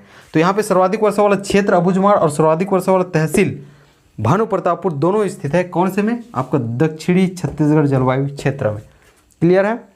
और सबसे कम वाला तो यहाँ पे है कवर्धा, जिसको मैंने बताया इससे पहले, तो इसको आप याद रखेंगे। ठीक है, दो चीज़ और लिख लेंगे, एक अबुझमाड़ के वाला मैंने बताया है, इसको आप लिखेंगे सुन के, और एक भानु प्रतापपुर वाला बताया है जो कि तहसील विद हाईएस्ट रेनफॉल है, that is Bhanu Pratappur. Clear? Chhattisgarh जलवायु मुख्यतः 3 ऋतुओं में बांटा जा सकता है। ठीक है, the climate of Chhattisgarh can be divided in 2-3 seasons आप बोल सकते हो। तो पहला आपका हो जाएगा, ठीक है, हमें बात करनी है ग्रीष्म ऋतु। ठीक है, ग्रीष्म ऋतु, एक बार हम इसके अवधि को देख लेते हैं। दूसरा आपका यहाँ पे वर्षा ऋतु के बारे में बात करनी है, आपका हो जाएगा वर्षा ऋतु। तीसरा आपका हो जाएगा शीत ऋतु के बारे में आपको बात करनी है। इसके अवधि को लेकर क्वेश्चन पूछे जा सकते हैं, और ऐसा पॉसिबल तो है कि सही जोड़ी में भी आ जाए। क्लियर है? रहेगा 16 फरवरी से आपका 15 जून के बीच। क्लियर है? 16 फरवरी से 15 जून। तो उसी प्रकार वर्षा देखेंगे, ये आपका 16 जून से, ठीक है, 15 अक्टूबर के बीच में रहेगा, ये वर्षा ऋतु का दौर है। शीत ऋतु देखेंगे तो 16 अक्टूबर से, ठीक है, अब फिर आपका 15 फरवरी आ जाएगा, 15 फेब। तो 16 फरवरी से स्टार्ट हो रहा है, 15 फरवरी में खत्म हो रहा है। 16 फरवरी से 15 जून कौन सा रहेगा? आपका समर रहेगा। उसके बाद आपका 16 जून से आपका 15 अक्टूबर ये आपका रेनी सीजन रहेगा। और 16 अक्टूबर से देखेंगे 15 फरवरी ये आपका कौन सा रहेगा? ठीक है, शीत ऋतु के बारे में बात करेंगे, विंटर जिसे आप कह रहे हैं। क्लियर? अब एक एक ऋतु के बारे में हमें देखना है। क्लियर? यहाँ तक आप नोट कर लिए होंगे। इसमें कुछ कुछ पॉइंट देखेंगे। सबसे पहले इसके बारे में अवधि आप देख सकते हो। क्लियर है? अवधि देखोगे, देन इसके बारे में हो जाएगा आपका तापमान। ठीक है, और सबसे ज़्यादा फोकस आपको तापमान में करना है। क्लियर है? इसके बाद इसके बारे में वर्षा देखोगे आप। ठीक, ये आपका वर्षा हो जाएगा। फिर इसके बारे में कुछ विशेषताएं आप देखो, या फिर विशेष बारे में कुछ इसके बारे में विशेष बात हो सकती है, उसको हम लोग देखने की कोशिश करेंगे। जैसे रिलेटिव ह्यूमिडिटी के बारे में यहाँ पे हम लोग बात करेंगे विशेष में। क्लियर है? और कुछ होंगे। अवधि जैसे कि मैंने आपको बताया है, अभी जस्ट मैंने बताया है, इसकी अवधि हो जाएगा आपका 16 फरवरी से 15 जून। ठीक है, 16 फरवरी से 15 जून, इसको आप नोट कर लेंगे। सबसे इंपॉर्टेंट है, जब आप ग्रीष्म ऋतु की बात कर रहे हैं तो इसमें वर्षा तो होगी नहीं ज़्यादा। क्लियर है? कुछ मात्रा में होती है, जो कि स्थानीय मौसम परिवर्तन से होती है, और तेज़ हवाओं के साथ जो है यहाँ पे बारिश होती है। क्लियर? शाम में होती है कभी कभी ग्रीष्म ऋतु में, वो छोड़ दीजिए। अभी सबसे ज़्यादा फोकस करना है तापमान में, क्योंकि ग्रीष्म ऋतु के बारे में बात कर रहे हो, मतलब इसके तापमान पे आपको अच्छे से बात करनी है। तापमान में देखेंगे, आपको पता है, ठीक है, मार्च माह में बढ़ना स्टार्ट होता है। हालांकि फरवरी से स्टार्ट हो रहा है, लेकिन आप तापमान देखोगे तो ग्रेजुअली जो है आपका मार्च में बढ़ना स्टार्ट होता है। The temperature starts gradually increasing, perfect, gradually increasing in March. और इसे ऐसे करते मई माह में ये सर्वाधिक हो जाता है। सर्वाधिक तापमान मई माह में रहता है। तो मार्च माह, इसके बारे में एक एक चीज़ लिखेंगे ना। क्लियर है? अभी ये भूल जाइए आप। ठीक है, वर्षा और विशेष ये दोनों को फिलहाल के लिए भूल जाइए। मैंने कहा है कि मार्च में ग्रेजुअली बढ़ना स्टार्ट होता है, मई में जाते जाते सर्वाधिक हो जाता है। क्लियर है? इस प्रकार सबसे गर्म माह आपको पूछे सर्वाधिक, ठीक है, गर्म माह बोले, गर्म महीना आपको बोला जाए तो कौन सा हो जाएगा? मई। तो दो क्वेश्चन यहाँ पे तैयार हो गए। मई से बढ़ना स्टार्ट होता है, सर्वाधिक तापमान मई में रहता है।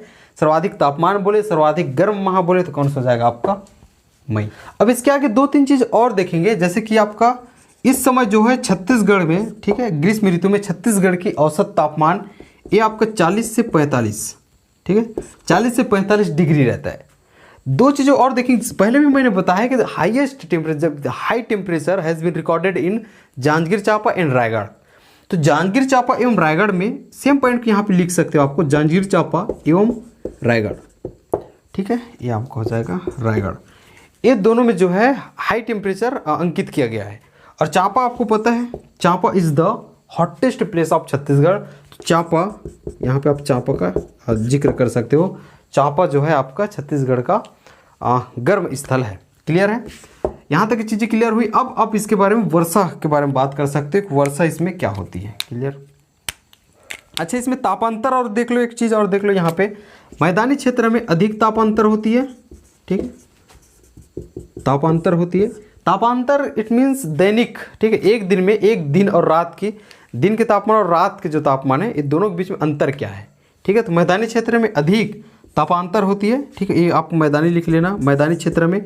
जबकि आपको पहाड़ और पठारी वाला क्षेत्र, पाट और पठारी वाला क्षेत्र होता है, पहाड़ नहीं, आप पहाड़ भी बोल सकते हैं, लेकिन पाट और पठारी क्षेत्र होता है, ठीक है, इसमें कम तापांतर देखने को मिलता है।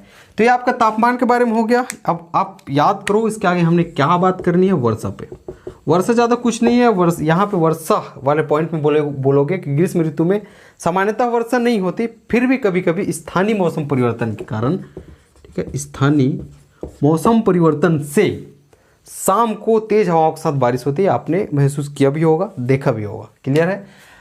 तीसरी चीज़ विशेष में हम लोग चलते हैं। विशेष में एक पॉइंट हमें डील करनी है जिसे बोलते हैं सापेक्षिक आर्द्रता। सापेक्षिक आर्द्रता, रिलेटिव ह्यूमिडिटी की हम लोग बात करेंगे, जिसके बारे में देखेंगे होता क्या है, सबसे पहले वही समझ लीजिए। क्लियर है। तो ग्रीष्म ऋतु में 3 क्षेत्र मुख्यतः देखेंगे। एक आपका पूर्वी बघेलखंड का पठार, आपको पता है पूर्वी बघेलखंड का पठार मैं पढ़ाया भी हूँ और आपको मैंने बताया भी है कि पूर्वी बघेलखंड का पठार किधर है, ठीक है। हम अगर इसको छत्तीसगढ़ बनाने की कोशिश करें, ठीक है,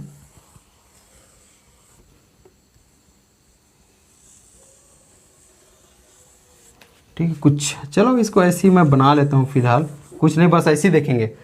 आपको पता है छत्तीसगढ़ के उत्तरी भाग में, और आपको पता है पूर्वी बघेलखंड का पठार। क्लियर है, ये आपको पूर्वी बघेलखंड का पठार वाला हिस्सा हो जाता है, यहाँ तक क्लियर है। और आपको पता है उसके बाद आपको छत्तीसगढ़ का मैदान, और फिर नीचे आपका, इसको 3 भाग में बांटने की कोशिश करें, छत्तीसगढ़ का मैदान हो जाएगा, नीचे आपको दंडकारण्य क्षेत्र हो जाएगा। फिर एक बार लिखे सापेक्षित आर्द्रता के बारे में हमें बात करनी है। विशेष में एक पॉइंट है, मैं इसको पढ़ाऊंगा, सापेक्षित मतलब बताऊंगा इसके बारे में आर्द्रता, क्योंकि आपको फैक्ट अभी इंपॉर्टेंट है, उसको लिखें, एग्जाम में पूछा जा सकता है। पूर्वी बघेलखंड का पठार 25% लिखेंगे, दंडकारण्य ये 30% लिखेंगे, और छत्तीसगढ़ का मैदान ये 50 से 52% लिखेंगे। मैंने कहा है 25% आर्द्रता जो है आपका, सापेक्षिक आर्द्रता जो है आपका ईस्टर्न बघेलखंड प्लेटू में है, यानी कि पूर्वी बघेलखंड पठार में है। 30% आपके दंडकारण्य प्लेटू में है, ठीक है, 30% दंडकारण्य प्लेटू में, और मैंने कहा है 50 से 52%। क्लियर है, ये आपको परसेंट है। ये जो है आपका बोल सकते हो किस में है, महानदी मैदान में है, इसको आप बोल सकते हो, ठीक है, छत्तीसगढ़ के मैदान बोल सकते हो, महानदी मैदान बोलते हैं, महानदी बेसिन में है। क्लियर है। तो सापेक्षिक आर्द्रता क्या है, इसको समझे तो इस पॉइंट आपका खत्म हो जाएगा।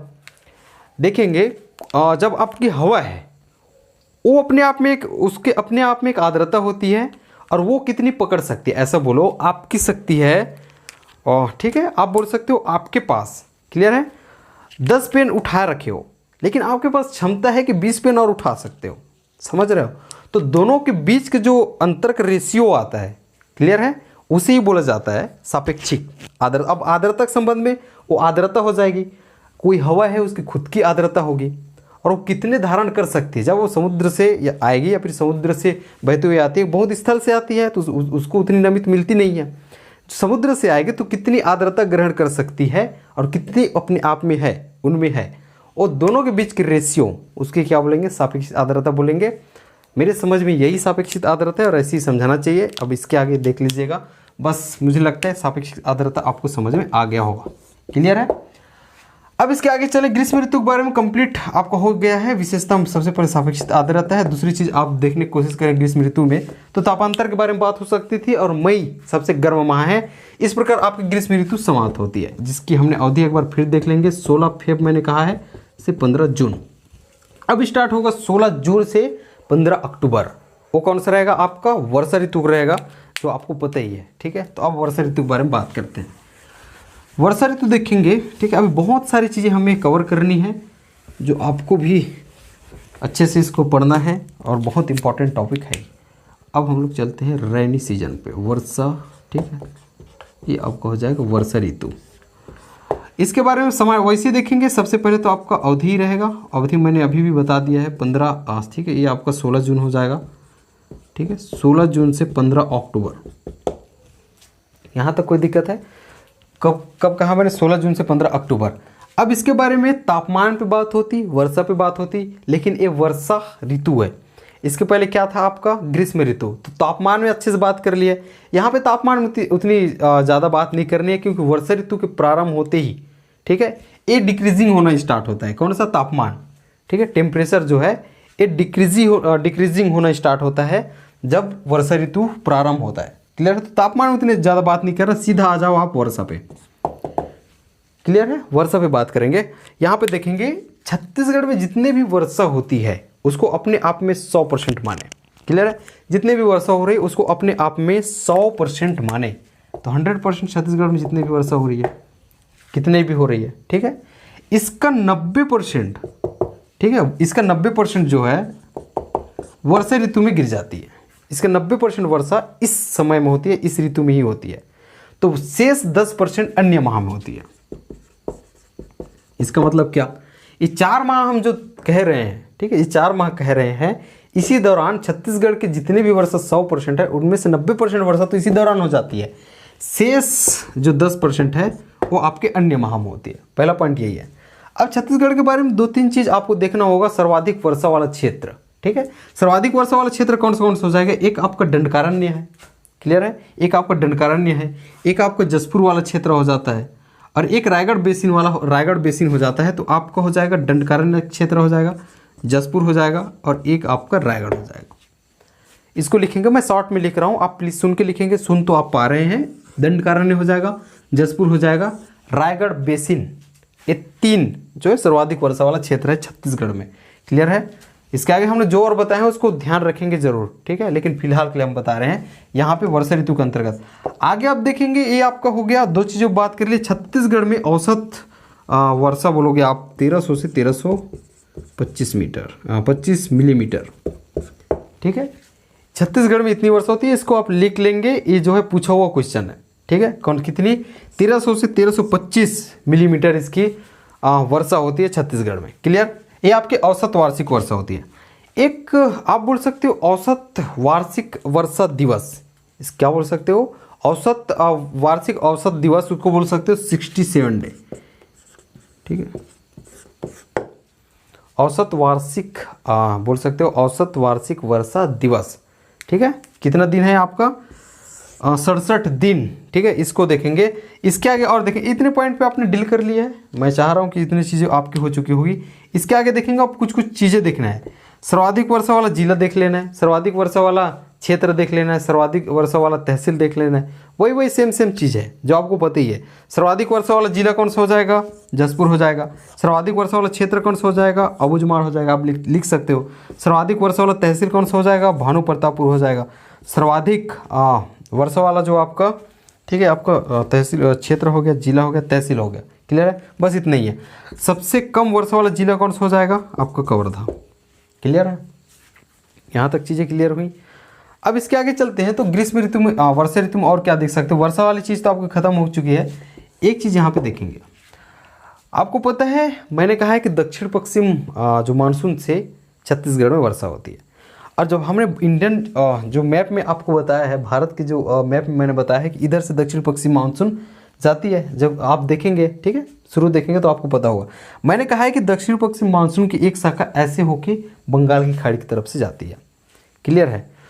तो छत्तीसगढ़ में जो है जितनी वर्षा होती है उसके 90%, ठीक है, ये वाला 90 नहीं, क्लियर है, ये तो आप जितनी वर्षा हो वहाँ का 90% इस ऋतु में हो रहा है। लेकिन ये 10 भी है, इस सबको मिला के एक बार 100% माने तो वहाँ का जो 90% है, क्लियर है, मतलब यहाँ का 85, यहाँ का 5 ऐसे भी हो सकता है। तो टोटल मिला के वहाँ का 90% जो है, आप ऐसे समझिए छत्तीसगढ़ में जितनी वर्षा हो रही है उसका 90% वर्षा बंगाल की खाड़ी शाखा से होती है। किस मानसून से हो रही है? दक्षिण पश्चिम मानसून से हो रही है। तो छत्तीसगढ़ में वर्षा दक्षिण पश्चिम मानसून से होती है, पहले मैंने बताया था, अगर आपको याद हो तो देखेंगे जो इंडियन वाला मैप में बताया है और कैसे जाके छत्तीसगढ़ में जा रही है। ये कितने परसेंट हो जाती है? 90% वर्षा किस शाखा से हो रही है? बंगाल की खाड़ी की शाखा से, क्योंकि इधर बंगाल की खाड़ी है, इधर आपका हिंद महासागर, इधर अरब सागर है, मैंने वहाँ बताया है, आप एक बार देख लीजिए। तो वहाँ पे आप देखेंगे अब अरब सागर वाला शाखा, अरब सागर वाला शाखा से 10% वर्षा होती है, ठीक है। सर्वाधिक वर्षा जुलाई माह में होती है, ठीक है, लिखिए सर्वाधिक वर्षा जुलाई माह में होती है। छत्तीसगढ़ मानसून 10 से 15 जून के बीच पहुंचती है, ठीक है, 10 से 15 जून में जून को छत्तीसगढ़ में मानसून पहुंचती है। लिया था ना 16 अक्टूबर से लिया जा रहा है, लेकिन 21 सितंबर को आपको पता है, इसका अवधि आपका देख लो, जो कि आपका रहेगा 16 अक्टूबर से 15 फेब, ठीक है। तो ये आपका रहेगा। तो 21 सितंबर को सूर्य जो है दक्षिणायन होना स्टार्ट होता है। अब इसका मतलब क्या है देखेंगे, एक बार देखेंगे इसको। जब आपका हमने कहा है, ठीक, इसकी बात करिए, कर्क रेखा, मकर रेखा, विषुवत रेखा, इसके पहले 2 बार मैंने बताया। आप देखेंगे यहाँ पे आपका कौन सा सूर्य है, सूर्य इसकी लंबवत किरणें सबसे पहले यहाँ जाती है, फिर बीच में आती है, सबसे पहले कर्क रेखा तक जाती है, उसके बाद जो है विषुवत रेखा में फिर आती है, फिर ये मकर रेखा तक जाती है, ठीक है। तो ये जब मकर रेखा तक जाती है, नीचे आती है, तो 21 सितंबर से जो है नीचे की ओर आना स्टार्ट होती है, यानी कि दक्षिणायन होना स्टार्ट होती है। इसी को कहा जा रहा है कि 21 सितंबर को सूर्य जो है दक्षिणायन होना स्टार्ट होती है। और आपको पता है जब दक्षिणायन होगी तो भले ही भारत गर्म क्षेत्र में है, लेकिन यहाँ थोड़ा सा ठंड तो पड़ेगा ही, क्लियर है, उतनी गर्म नहीं रहेगा, तो ठंडी अवश्य ठंडी होगी, क्योंकि सूर्य अब नीचे आ रही है, ठीक है। तो ऊपर में क्षेत्र जो है ठंड जरूर हो जाती है यहाँ पे। तो 21 सितंबर को सूर्य दक्षिणायन होना स्टार्ट होता है, ठीक है, स्टार्ट होता है। और इस समय जो यहाँ तापमान उतनी अधिक नहीं होती, ठीक है, अधिक नहीं होती। इस समय प्रदेश में जो तापमान आपका रहेगा वो आपका 15 से 20 डिग्री सेल्सियस, क्लियर है। इस टाइम आप देखेंगे तो शीत ऋतु में जो आपका, ये तो दक्षिणायन हो ही रही है, क्लियर है, शीत ऋतु में दक्षिणायन हो रही है। इस समय प्रदेश में जो तापमान 15 से 20 की बात करिए, और तगड़े से कड़ाके की ठंड दिसंबर जनवरी में लगता है, एग्जैक्ट बोले तो जनवरी में। सर्वाधिक ठंड कब लगती है, ठीक है, सबसे ठंड या फिर ठंड महीना हो जाएगा आपका, ठंडी महीना हो जाएगा आपका दिसंबर जनवरी, यहाँ तक क्लियर हुई। अब यहाँ पे वर्षा के बारे में बात की जाती है, तो वर्षा आप देख लोगे कि यहाँ पे जो वर्षा पश्चिमी विक्षोभ से होती है। पश्चिमी विक्षोभ वाला मैंने बताया था, टर्न डिस्टर्बेंस को बोला जाता है, किस टाइप से वहाँ पे वर्षा होती है, ठीक है। तो ये वही बोला जा रहा है, कुछ वर्षा होती है यहाँ पे, उतनी अधिक नहीं होती है। तो ये आपको वर्षा ऋतु, शीत ऋतु के बारे में हो जाएगा, बस इतनी इसके लिए पर्याप्त है। अब इसके आगे देखेंगे कुछ और चीज़ें जो कि आपका रहेगा छत्तीसगढ़ के बारे में चीज़ें। सबसे पहले छत्तीसगढ़ की जलवायु आपको याद हो गया होगा, कौन सा उष्णकटिबंधीय मानसूनी प्रकार की जलवायु पाई जाती है, क्लियर। इसके ग्रीष्म ऋतु में आपको पता होगा 40 से 45 डिग्री सेल्सियस रहेगा। छत्तीसगढ़ के औसत अगर वार्षिक तापमान आप देखोगे, ठीक है, औसत वार्षिक तापमान देखोगे 20 से 35, ठीक है, डिग्री सेल्सियस रहेगा। इसकी शीत ऋतु में देखेंगे तो मैंने कहा है 15 से 20 डिग्री सेल्सियस के बारे में आप बात करेंगे। तो इतनी चीज़ों पे बात करने के बाद कंप्लीटली आपकी चर्चा हो जाएगी, सिवाय एक के, निम्नतम ताप कटिबंध, ठीक है, निम्नतम ताप कटिबंध। तो ताप कटिबंध पे हम पहले बात करेंगे, उसके बाद निम्न ताप कटिबंध ऐसी होता है, फिर मॉडरेट वाला हो जाएगा, मध्यम ताप कटिबंध, फिर उच्च ताप कटिबंध, क्लियर है। तो एक एक चीज़ करके देखिए, इसको टेबल फॉर्म में देखिए। अच्छा, इसके पहले हमने लिखा है शीत ऋतु के बारे में, ठीक है। शीत ऋतु में एक चीज़ याद रखेंगे, मैनपाट हो गया, जसपुर हो जाएगा, मैनपाट हो जाएगा, जसपुर हो जाएगा, और थोड़ा यहाँ पेंड्रा वाला भी क्षेत्र आ जाता है। ये क्षेत्र में निम्न ताप अंकित किया गया है, क्लियर है। यहाँ इसको आप लिखेंगे तो वो चीज़ हो जाएगा, ठीक है। इसमें क्षेत्र मैंने नहीं बताया था, उसको आप लिख लेंगे। एक हम लोग टेबल बना लेते हैं, मैं चाह रहा हूँ ताकि आप, ठीक है, कटिबंध क्षेत्र देखेंगे तो सबसे पहले आपका निम्नतम, ठीक है, कौन सा है आपका निम्नतम ताप कटिबंध, ठीक है। उसके बाद आप देखेंगे निम्न ताप कटिबंध, उसके बाद देखेंगे आप मध्यम, ठीक है, मध्यम ताप कटिबंध, उच्च की आप बात करेंगे, क्लियर। ऐसे कुछ इस तरह से निम्नतम, निम्न, मध्यम, उच्च, क्लियर है। अब इसको 23 से 27 के बीच में आपको रखना है डिग्री, 23 डिग्री से 27 डिग्री के बीच में आपको रखना है। तो आप लिखें निम्नतम ताप का क्षेत्र आपका 23 डिग्री, ठीक है, और आपका उच्चतम का रहेगा आपका 27। इसको पहले आप याद रख लो। मैं इसको एक टेबल बना लेता हूँ, उसके फॉर्म में ज़्यादा अच्छा रहेगा आपको याद करने के लिए। निम्नतम ताप एक कटिबंध है, सब में आप क्या लिखोगे, कटिबंध, ठीक है, निम्नतम ताप कटिबंध। ये 23 डिग्री से कम रहेगा, ये कम है, 23 डिग्री से कम रहेगा, ठीक है। और इसके अंतर्गत मैनपाट आता है, जसपुर आता है। तो जसपुर और मैनपाट किसके अंतर्गत आते हैं, कौन से कटिबंध के तहत आते हैं, ठीक है, वो आपका निम्नतम ताप कटिबंध के अंतर्गत आते हैं, जिसमें 23 डिग्री सेल्सियस से कम तापमान होता है। क्लियर है। अब देखेंगे आपका निम्न ताप लेंगे 23 डिग्री से 25 डिग्री सेल्सियस तक, ठीक है। इसमें छत्तीसगढ़ के अधिकांश भाग आते हैं, इसको याद रखना। ये अधिकांश भाग तब समझ आएगा जब आप ये दोनों को पढ़ लोगे। उसके बाद मध्यम को देखेंगे, मॉडरेट, ठीक है, ठीक, मॉडरेट के बारे में देखेंगे तो मध्यम ताप कटिबंध, इसके अंतर्गत 25 डिग्री से 27 डिग्री तक आएगा।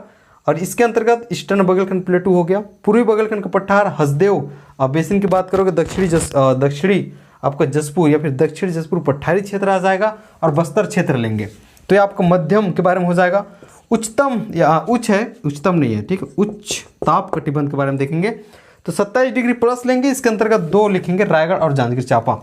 अब क्या क्या बच गया खुद ही देख लीजिए, बीच का भाग बच गया छत्तीसगढ़ का, वो क्षेत्र रहेगा, वो सभी क्षेत्र अधिकांश क्षेत्र हैं, ठीक है, अधिकांश क्षेत्र आपको पता है वहाँ पर कितने सारे जिले हैं वहाँ पे आप देखेंगे अच्छे से, तो वो सभी क्षेत्र किस में आ जाएंगे, निम्न ताप क्षेत्र में। निम्न वर्षा के अंतर्गत देखेंगे जो 1300 मिलीमीटर से कम है, ये आपका मैकल वाला क्षेत्र हो जाएगा, पूर्वी बगलखंड का पठार वाला क्षेत्र हो जाएगा। आपका देवगढ़ की पहाड़ी है, ठीक है, छुरी उदयपुर बोल रहा था, जो कि आपका ईस्टर्न बगलखंड प्लेटू है। इसके बारे में पहले मैंने बताया कि इसके उत्तरी क्षेत्र जो है अत्यधिक वर्षा का क्षेत्र है, ठीक है, अधिक वर्षा का क्षेत्र है। लेकिन इसके पश्चिमी क्षेत्र याद रखेंगे, ठीक है, मैप में मैं दिखाना चाहूँ तो आपको पता ही होगा, ठीक है, उत्तरी छत्तीसगढ़ में आपका जो देवगढ़ की पहाड़ी हमने बनाई थी, ठीक है, इसके पश्चिमी वाला क्षेत्र है। अभी हमने जो कहा है निम्न वर्षा वाला क्षेत्र, यहाँ पे लिखा भी होगा, ठीक है, पूर्वी बगलखंड पठारी का पूर्वी क्षेत्र, सॉरी पश्चिमी बोल रहा हूँ मैं, पूर्वी क्षेत्र है, दिखा पूर्वी रहा हूँ, बोल पश्चिम रहा हूँ, पूर्वी क्षेत्र है। क्लियर है। पूर्वी क्षेत्र जो है ये निम्न वर्षा वाला क्षेत्र है, यहाँ पे अधिक वर्षा नहीं होती, लेकिन इसी देवगढ़ पहाड़ी के उत्तरी क्षेत्र में ये जो है अत्यधिक वर्षा वाला क्षेत्र है, जो कि आपको कहाँ लिखा होगा, देवगढ़ की उत्तरी क्षेत्र है, ये उच्च वर्षा वाला क्षेत्र है। ये दोनों में फर्क है, इसके पूर्वी बोले, ठीक है, पूर्वी बोले तो कम वर्षा वाला, इनके निम्न वर्षा वाला, और इसके पश्चिम बोले, ठीक है, उत्तर बोले, ठीक है, उत्तरी क्षेत्र बोले तो अधिक वर्षा वाला क्षेत्र है। इसको आप याद रखेंगे। तो साथ में मैकल याद रख लेना, और महानदी जो कि आपका मध्य हो जाएगा, ठीक है, महानदी के मध्य भाग में हो जाएगा, महानदी बेसिन के मध्य भाग में, ठीक, महानदी बेसिन के मध्य भाग है, पूर्वी बगल पठार के मैंने कहा है पूर्वी भाग हो जाएगा, और मैकल श्रेणी साथ में याद रख लेंगे। मध्यम वर्षा वाला क्षेत्र देखेंगे जो कि 1300 मिलीमीटर से 1400 मिलीमीटर के बीच रहेगा। इसमें उत्तरी ले लेंगे 2 जिले के बारे में, कौन कौन सा हो जाएगा आपका, उत्तरी सरगुजा, उत्तरी कोरिया।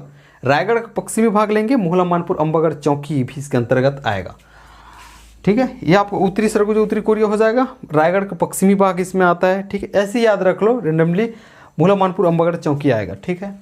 अब देखेंगे जहाँ तक ये क्षेत्र, यहाँ से ज़्यादा पूछ सकते हैं वर्षा और इसके क्षेत्र के बारे में, ठीक है, कुछ कुछ पूछा जा सकता है। उच्च देखेंगे, ठीक है, ये आपका मध्यम है, उच्च है, ये उच्चतम में आता है ना, देवगढ़ की उत्तरी क्षेत्र है, उच्चतम, उच्च बोल दिया था। उच्च देखेंगे 1400 से 1500 मिलीमीटर है, ठीक है, मिलीमीटर के जो वर्षा होगी उसको उच्च क्षेत्र में रखा जाएगा, उच्च वर्षा क्षेत्र में रखा जाएगा। जसपुर का पश्चिमी भाग हो जाएगा इस बार, क्लियर है। हसदेव नदी घाटी इसके अंतर्गत आएगी, और उसके बाद उच्चतम मैंने बता ही दिया, देवगढ़ के उत्तरी क्षेत्र, साथ में आपने जसपुर, दंडकारण्य देखना, रायगढ़, ठीक है। 3 चीज़ के बारे में हमने तो जिक्र किया ही था कि जसपुर हो जाएगा, दंडकारण्य होगा, साथ में हमने रायगढ़ बेसिन लिया था, ठीक है, इसके बारे में मैंने बताया ही था, क्लियर है, उन्हीं को यहाँ पे रिपीट कर देना है, और देवगढ़ का उत्तरी क्षेत्र हो जाएगा, इसको मैंने बताया था पहले, अगर आपको याद हो, ठीक है। कहाँ पे मैंने बताया था इसको, आपको वर्षा ऋतु के अंतर्गत बताया था। अब इसके आगे हम लोग चलते हैं, 2-3 चीज़ विशेष चीज़ लिख लीजिए, जो आपके छत्तीसगढ़ में औसत तापांतर जो है ये रहेगा 14.9, क्लियर है, 14.9 डिग्री रहेगा, ये जो आपका औसत तापांतर हो जाएगा। कांकेर और फिर आपके जगदलपुर में जो है सर्वाधिक तापांतर जो है ग्रीष्म ऋतु में यहाँ अंकित किया गया, कांकेर और जगदलपुर इसके बारे में मिलता है। छत्तीसगढ़ के जलवायु के बारे में 2-3 चीज़ आप याद रख लो। छत्तीसगढ़ की जलवायु उष्ण कटिबंधीय मानसूनी प्रकार के, 2-3 टर्म और आता है। छत्तीसगढ़ जलवायु उपाद्र महाद्वीपीय जलवायु है, क्लियर है। छत्तीसगढ़ की जलवायु जो है आपका उष्ण एवं आर्द्र प्रकार की है, क्लियर है। तो ये 3-4 चीज टर्म यूज होता है, महाद्वीपीय वाला तो समझ ही आता है। फिलहाल टाइम बहुत कुछ हो चुका है, तो अब मुझे दीजिए इजाज़त, आज के लिए बस इतना ही है। बहुत बहुत हार्दिक शुभकामनाएं हैं मेरी तरफ से, बहुत बहुत धन्यवाद।